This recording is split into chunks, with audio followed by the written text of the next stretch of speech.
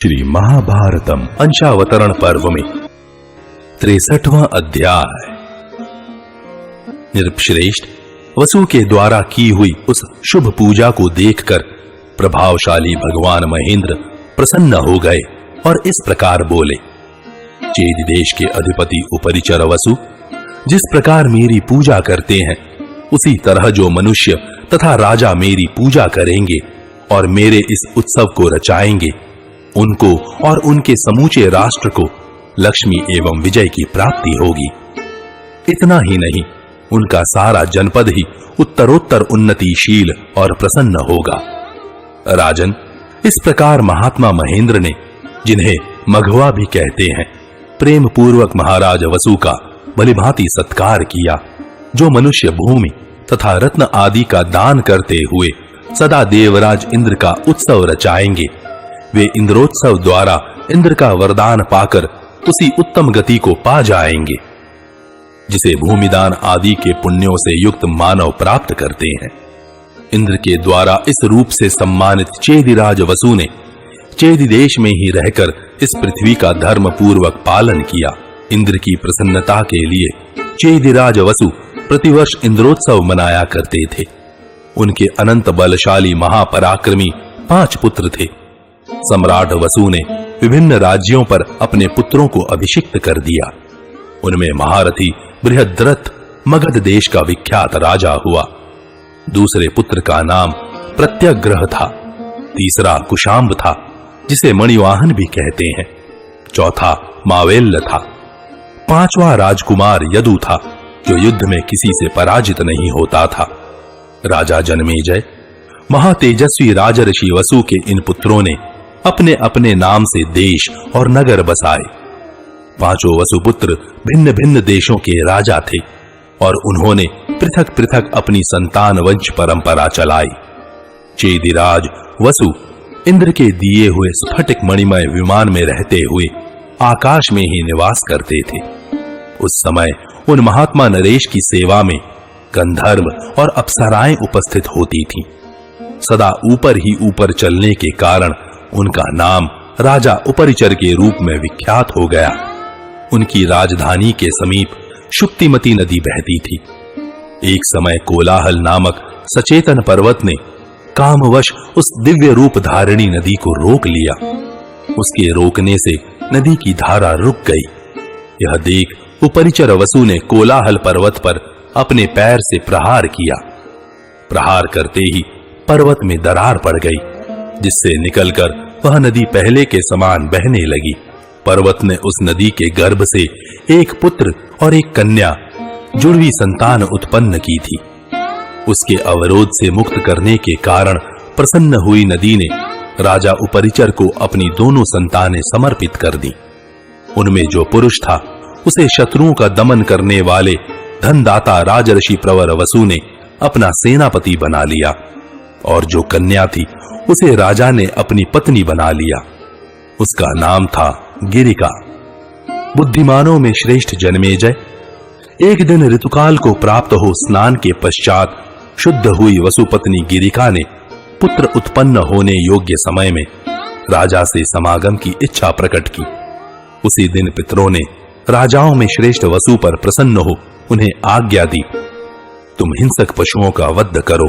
तब राजा पितरों की आज्ञा का उल्लंघन न करके कामनावश साक्षात दूसरी लक्ष्मी के समान अत्यंत रूप और सौंदर्य के वैभव से संपन्न गिरिका का ही चिंतन करते हुए हिंसक पशुओं को मारने के लिए वन में गए। राजा का वह वन देवताओं की चैत्र रथ नामक वन के समान शोभा पा रहा था। वसंत का समय था। अशोक, चंपा, आम, अतिमुक्तक, पुन्नाग, कनेर, मौलसिरी, दिव्य पाटल, पाटल, नारियल, चंदन तथा अर्जुन, ये स्वादिष्ट फलों से युक्त रमणीय तथा पवित्र महावृक्ष उस वन की शोभा बढ़ा रहे थे। कोकिलाओं की कलकूजन से समस्त वन गूंज उठा था। चारों ओर मतवाले भौरे कल कल नाद कर रहे थे। यह उद्दीपन सामग्री पाकर राजा का हृदय काम वेदना से पीड़ित हो उठा। उस समय उन्हें अपनी रानी गिरिका का दर्शन नहीं हुआ। उसे न देखकर कामाग्नि से संतप्त हो वे इच्छानुसार इधर उधर घूमने लगे। घूमते घूमते उन्होंने एक रमणीय अशोक का वृक्ष देखा जो पल्लवों से सुशोभित और पुष्प के गुच्छों से आच्छादित था।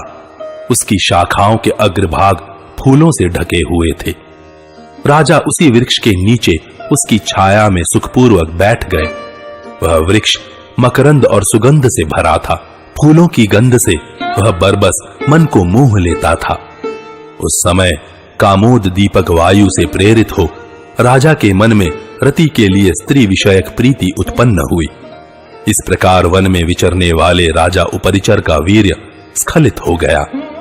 उसके स्खलित होते ही राजा ने यह सोचकर कि मेरा वीर्य व्यर्थ न जाए उसे वृक्ष के पत्ते पर उठा लिया। उन्होंने विचार किया मेरा यह स्खलित वीर्य व्यर्थ न हो, साथ ही मेरी पत्नी गिरिका का ऋतुकाल भी व्यर्थ न जाए। इस प्रकार बारंबार विचार कर राजाओं में श्रेष्ठ वसु ने उस वीर्य को अमोघ बनाने का ही निश्चय किया। तदनंतर रानी के पास अपना वीर्य भेजने का उपयुक्त अवसर देख उन्होंने उस वीर्य को पुत्रोत्पत्ति कारक मंत्रों द्वारा अभिमंत्रित किया। राजा वसु धर्म और अर्थ के सूक्ष्म तत्व को जानने वाले थे। उन्होंने अपने विमान के समीप ही बैठे हुए शीघ्रगामी शेन पक्षी के पास जाकर कहा, सौम्य, तुम मेरा प्रिय करने के लिए यह वीर्य मेरे घर ले जाओ और महारानी गिरिका को शीघ्र दे दो, क्योंकि आज ही उनका ऋतुकाल है। बाज वह वीर्य लेकर बड़े वेग के साथ तुरंत वहां से उड़ गया। वह आकाशचारी पक्षी सर्वोत्तम वेग का आश्रय ले उड़ा जा रहा था। इतने ही में एक दूसरे बाज ने उसे आते देखा। उस बाज को देखते ही उसके पास मांस होने की आशंका से दूसरा बाज तत्काल उस पर टूट पड़ा। फिर वे दोनों पक्षी आकाश में एक दूसरे को चोंचों से मारते हुए युद्ध करने लगे। उन दोनों के युद्ध करते समय वह वीर्य यमुना जी के जल में गिर पड़ा। अद्रिका नाम से विख्यात एक सुंदरी अप्सरा ब्रह्मा जी के शाप से मछली होकर वहीं यमुना जी के जल में रहती थी। बाज के पंजे से छूटकर गिरे हुए वसु संबंधी उस वीर्य को मत्स्य रूप धारिणी अद्रिका ने वेग पूर्वक आकर निगल लिया। भरत श्रेष्ठ, तत्पश्चात 10वां मास आने पर मत्स्यजीवी मल्लाहों ने उस मछली को जाल में बांध लिया और उसके उदर को चीरकर एक कन्या और एक पुरुष निकाला। यह आश्चर्यजनक घटना देखकर मछेरों ने राजा के पास जाकर निवेदन किया, महाराज, मछली के पेट से ये 2 मनुष्य बालक उत्पन्न हुए हैं। मछेरों की बात सुनकर राजा उपरिचर ने उस समय उन दोनों बालकों में से जो पुरुष था उसे स्वयं ग्रहण कर लिया। वही मत्स्य नामक धर्मात्मा एवं सत्य प्रतिज्ञ राजा हुआ। इधर वह शुभ लक्षणा अप्सरा अद्रिका क्षण भर में शाप मुक्त हो गई। भगवान ब्रह्मा जी ने पहले ही उससे कह दिया था कि तिर्यक योनि में पड़ी हुई तुम 2 मानव संतानों को जन्म देकर शाप से छूट जाओगी। अतः मछली मारने वाले मल्लाह ने जब उसे काटा तो वह मानव बालकों को जन्म देकर मछली का रूप छोड़ दिव्य रूप को प्राप्त हो गई। इस प्रकार वह सुंदरी अप्सरा सिद्ध महर्षि और चारणों के पथ से स्वर्गलोक में चली गई। उन जुड़वी संतानों में जो कन्या थी, मछली की पुत्री होने से उसके शरीर से मछली की गंध आती थी। अतः राजा ने उसे मल्लाह को सौंप दिया और कहा, यह तेरी पुत्री होकर रहे। वह रूप और सत्व से संयुक्त तथा समस्त सद्गुणों से संपन्न होने के कारण सत्यवती नाम से प्रसिद्ध हुई। मछेरों के आश्रय में रहने के कारण वह पवित्र मुस्कान वाली कन्या कुछ काल तक मत्स्यगंधा नाम से ही विख्यात रही।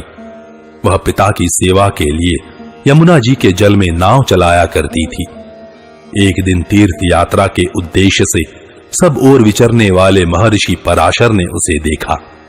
वह अतिशय रूप सौंदर्य से सुशोभित थी। सिद्धों के हृदय में भी उसे पाने की अभिलाषा जाग उठती थी। उसकी हंसी बड़ी मोहक थी। उसकी जांघें कदली की सी शोभा धारण करती थी। उस दिव्य वसु कुमारी को देखकर परम बुद्धिमान मुनिवर पराशर ने उसके साथ समागम की इच्छा प्रकट की और कहा, कल्याणी, मेरे साथ संगम करो। वह बोली, भगवान देखिए, नदी के आर पार दोनों तटों पर बहुत से ऋषि खड़े हैं और हम दोनों को देख रहे हैं। ऐसी दशा में हमारा समागम कैसे हो सकता है?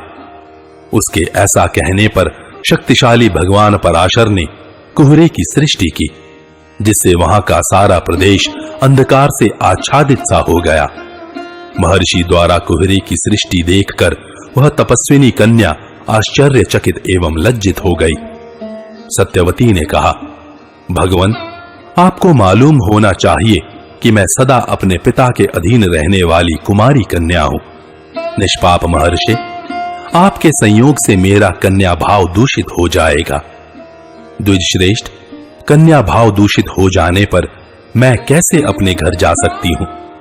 बुद्धिमान मुनीश्वर, अपने कन्यापन के कलंकित हो जाने पर मैं जीवित रहना नहीं चाहती।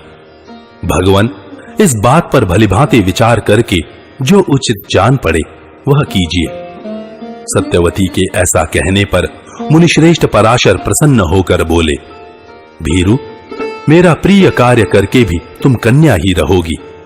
भामिनी, तुम जो चाहो वह मुझसे वर मांग लो। शुचिस्मिते, आज से पहले कभी भी मेरा अनुग्रह व्यर्थ नहीं गया है। महर्षि के ऐसा कहने पर सत्यवती ने अपने शरीर में उत्तम सुगंध होने का वरदान मांगा। भगवान पराशर ने इस भूतल पर उसे वह मनोवांछित वर दे दिया। तदनंतर वरदान पाकर प्रसन्न हुई सत्यवती नारीपन के समागमोचित गुण से विभूषित हो गई और उसने अद्भुत कर्मा महर्षि पराशर के साथ समागम किया। उसके शरीर से उत्तम गंध फैलने के कारण पृथ्वी पर उसका गंधवती नाम विख्यात हो गया। इस पृथ्वी पर 1 योजन दूर के मनुष्य भी उसकी दिव्य सुगंध का अनुभव करते थे। इस कारण उसका दूसरा नाम योजन गंधा हो गया। इस प्रकार परम उत्तम वर पाकर हर्षोल्लास से भरी हुई सत्यवती ने महर्षि पराशर का संयोग प्राप्त किया और तत्काल ही एक शिशु को जन्म दिया। यमुना के द्वीप में अत्यंत शक्तिशाली पराशर नंदन व्यास प्रकट हुए। उन्होंने माता से यह कहा, आवश्यकता पड़ने पर तुम मेरा स्मरण करना, मैं अवश्य दर्शन दूंगा। इतना कहकर माता की आज्ञा ले व्यास जी ने तपस्या में ही मन लगाया। इस प्रकार महर्षि पराशर द्वारा सत्यवती के गर्भ से द्वैपायन व्यास जी का जन्म हुआ। वे बाल्यावस्था में ही यमुना के द्वीप में छोड़ दिए गए, इसलिए द्वैपायन नाम से प्रसिद्ध हुए। तदनंतर सत्यवती प्रसन्नता पूर्वक अपने घर पर गई। उस दिन से भूमंडल के मनुष्य 1 योजन दूर से ही उसकी दिव्य गंध का अनुभव करने लगे। उसका पिता दाशराज भी उसकी गंध सूंघकर बहुत प्रसन्न हुआ। दाशराज ने पूछा, बेटी, तेरे शरीर से मछली की सी दुर्गंध आने के कारण लोग तुझे मत्स्य गंधा कहा करते थे, फिर तुझ में यह सुगंध कहां से आ गई? किसने यह मछली की दुर्गंध दूर कर तेरे शरीर को सुगंध प्रदान की है? सत्यवती बोली, पिताजी, महर्षि शक्ति के पुत्र महाज्ञानी पराशर हैं। मैं नाव खे रही थी, उन्होंने मेरी दुर्गंधता की ओर लक्ष्य करके मुझ पर कृपा की और मेरे शरीर से मछली की गंध दूर करके ऐसी सुगंध दे दी जो 1 योजन दूर तक अपना प्रभाव रखती है। महर्षि का यह कृपा प्रसाद देखकर सब लोग बड़े प्रसन्न हुए। विद्वान द्वैपायन जी ने देखा कि प्रत्येक युग में धर्म का एक पाद लुप्त होता जा रहा है। मनुष्यों की आयु और शक्ति क्षीण हो चली है और युग की ऐसी दुर्वस्था हो गई है। यह सब देख सुनकर उन्होंने वेद और ब्राह्मणों पर अनुग्रह करने की इच्छा से वेदों का व्यास किया, इसलिए वे व्यास नाम से विख्यात हुए। सर्वश्रेष्ठ वरदायक भगवान व्यास ने 4 वेदों तथा 5वें वेद महाभारत का अध्ययन सुमंतु, जैमिनी, पैल, अपने पुत्र शुकदेव तथा मुझ वैशंपायन को कराया। फिर उन सब ने पृथक पृथक महाभारत की संहिताएं प्रकाशित की। अमित तेजस्वी शांतनु नंदन भीष्म 8वें वसु के अंश से तथा गंगा जी के गर्भ से उत्पन्न हुए। वे महान पराक्रमी और अत्यंत यशस्वी थे। पूर्व काल की बात है, वेदार्थों के ज्ञाता महान यशस्वी पुरातन मुनि ब्रह्मर्षि भगवान अणिमांडव्य चोर न होते हुए भी चोर के संदेह से शूली पर चढ़ा दिए गए। परलोक में जाने पर उन महायशस्वी महर्षि ने पहले धर्म को बुलाकर इस प्रकार कहा, धर्मराज, पहले कभी मैंने बाल्यावस्था के कारण सींग से एक चिड़िया के बच्चे को छेद दिया था। वही एक पाप मुझे याद आ रहा है। अपने दूसरे किसी पाप का मुझे स्मरण नहीं है। मैंने अगणित सहस्त्र गुना तप किया है, फिर उस तप ने मेरे छोटे से पाप को क्यों नहीं नष्ट कर दिया? ब्राह्मण का वध समस्त प्राणियों के वध से बड़ा है, इसलिए तुम पापी हो, अतः पृथ्वी पर शूद्र की योनि में तुम्हें जन्म लेना पड़ेगा। अणिमांडव्य के उस शाप से धर्म भी शूद्र की योनि में उत्पन्न हुए। पाप रहित विद्वान विदुर के रूप में धर्मराज का शरीर ही प्रकट हुआ था। उसी समय गवलग्न से संजय नामक सूत का जन्म हुआ, जो मुनियों के समान ज्ञानी और धर्मात्मा थे। राजा कुंती भोज की कन्या कुंती के गर्भ से सूर्य के अंश से महाबली कर्ण की उत्पत्ति हुई। वह बालक जन्म के साथ ही कवचधारी था। उसका मुख शरीर के साथ ही उत्पन्न हुए कुंडल की प्रभा से प्रकाशित होता था। उन्हीं दिनों विश्ववंदित महायशस्वी भगवान विष्णु जगत के जीवों पर अनुग्रह करने के लिए वसुदेव जी के द्वारा देवकी के गर्भ से प्रकट हुए। वे भगवान आदि अंत से रहित द्युतिमान संपूर्ण जगत के कर्ता तथा प्रभु हैं। उन्हीं को अव्यक्त अक्षर ब्रह्म और त्रिगुणमय प्रधान कहते हैं। आत्मा, अव्यय, प्रकृति, प्रभव, प्रभु, पुरुष, विश्वकर्मा, सत्वगुण से प्राप्त होने योग्य तथा प्रणवाक्षर भी वे ही हैं। उन्हीं को अनंत, अचल, देव, हंस, नारायण, प्रभु, धाता, अजन्मा, अव्यक्त, पर, अव्यय, कैवल्य, निर्गुण, विश्वरूप, अनादि, जन्म रहित और अविकारी कहा गया है। वे सर्वव्यापी परम पुरुष परमात्मा, सबके कर्ता और संपूर्ण भूतों के पितामह हैं। उन्होंने ही धर्म की वृद्धि के लिए अंधक और वृषणी कुल में बलराम और श्री कृष्ण रूप में अवतार लिया था। वे दोनों भाई संपूर्ण अस्त्र शस्त्रों के ज्ञाता, महापराक्रमी और समस्त शास्त्रों के ज्ञान में परम प्रवीण थे। सत्यक से सात्यकी और ऋदिक से कृतवर्मा का जन्म हुआ था। वे दोनों अस्त्र विद्या में अत्यंत निपुण और भगवान श्री कृष्ण के अनुगामी थे। एक समय उग्र तपस्वी महर्षि भरद्वाज का वीर्य किसी द्रोणी में स्खलित होकर धीरे धीरे पुष्ट होने लगा। उसी से द्रोण का जन्म हुआ। किसी समय गौतम गोत्रीय शरद्वान का वीर्य सरकंडे के समूह पर गिरा और दो भागों में बंट गया। उसी से एक कन्या और एक पुत्र का जन्म हुआ। कन्या का नाम कृपि था, जो अश्वत्थामा की जननी हुई। पुत्र महाबली कृप के नाम से विख्यात हुआ। तदनंतर द्रोणाचार्य से महाबली अश्वत्थामा का जन्म हुआ। इसी प्रकार यज्ञ कर्म का अनुष्ठान होते समय प्रज्वलित अग्नि से धृष्टद्युम्न का प्रादुर्भाव हुआ, जो साक्षात अग्निदेव के समान तेजस्वी था। पराक्रमी वीर धृष्टद्युम्न द्रोणाचार्य का विनाश करने के लिए धनुष लेकर प्रकट हुआ था। उसी यज्ञ की वेदी से शुभ स्वरूपा तेजस्विनी द्रौपदी उत्पन्न हुई, जो परम उत्तम रूप धारण करके अपने सुंदर शरीर से अत्यंत शोभा पा रही थी। प्रहलाद का शिष्य नग्नजित राजा सुबल के रूप में प्रकट हुआ। देवताओं के कोप से उसकी संतति धर्म का नाश करने वाली हुई। गांधार राज सुबल का पुत्र शकुनी एवं सौबल नाम से विख्यात हुआ तथा उनकी पुत्री गांधारी दुर्योधन की माता थी। ये दोनों भाई बहन अर्थशास्त्र के ज्ञान में निपुण थे।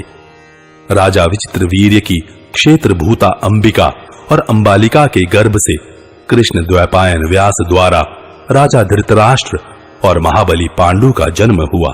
द्वैपायन व्यास से ही शूद्र जातीय स्त्री के गर्भ से विदुर जी का भी जन्म हुआ था। वे धर्म और अर्थ के ज्ञान में निपुण, बुद्धिमान, मेधावी और निष्पाप थे। पांडु से दो स्त्रियों के द्वारा पृथक पृथक 5 पुत्र उत्पन्न हुए, जो सबके सब देवताओं के समान थे। उन सब में बड़े युधिष्ठिर थे। वे उत्तम गुणों में भी सबसे बढ़ चढ़कर थे।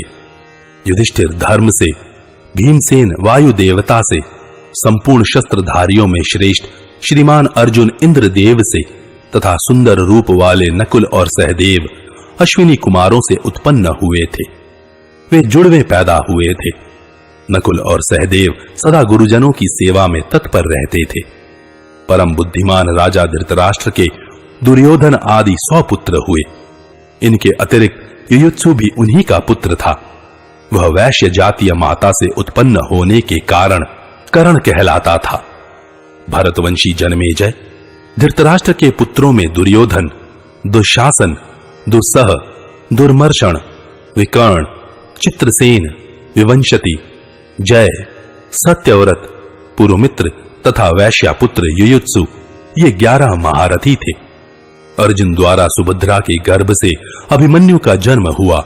वह महात्मा पांडु का पौत्र और भगवान श्री कृष्ण का भांजा था। पांडवों द्वारा द्रौपदी के गर्भ से 5 पुत्र उत्पन्न हुए थे, जो बड़े ही सुंदर और सब शास्त्रों में निपुण थे। युधिष्ठिर से प्रतिविंध्य, भीमसेन से सुतसोम, अर्जुन से श्रुतकीर्ति, नकुल से शतानीक तथा सहदेव से प्रतापी श्रुतसेन का जन्म हुआ था। भीमसेन के द्वारा हिडिंबा से वन में घटोत्कच नामक पुत्र उत्पन्न हुआ। राजा द्रुपद से शिखंडी नाम की एक कन्या हुई, जो आगे चलकर पुत्र रूप में परिणत हो गई। स्थूणाकर्ण नामक यक्ष ने उसका प्रिय करने की इच्छा से उसे पुरुष बना दिया था। कौरवों के उस महासमर में युद्ध करने के लिए राजाओं के कई लाख योद्धा आए थे। 10,000 वर्षों तक गिनती की जाए तो भी उन असंख्य योद्धाओं के नाम पूर्णतः नहीं बताए जा सकते। यहाँ कुछ मुख्य मुख्य राजाओं के नाम बताए गए हैं, जिनके चरित्रों से इस महाभारत कथा का विस्तार हुआ है। इस प्रकार श्री महाभारत आदि पर्व के अंतर्गत अंशावतरण पर्व में व्यास आदि की उत्पत्ति से संबंध रखने वाला 63वां अध्याय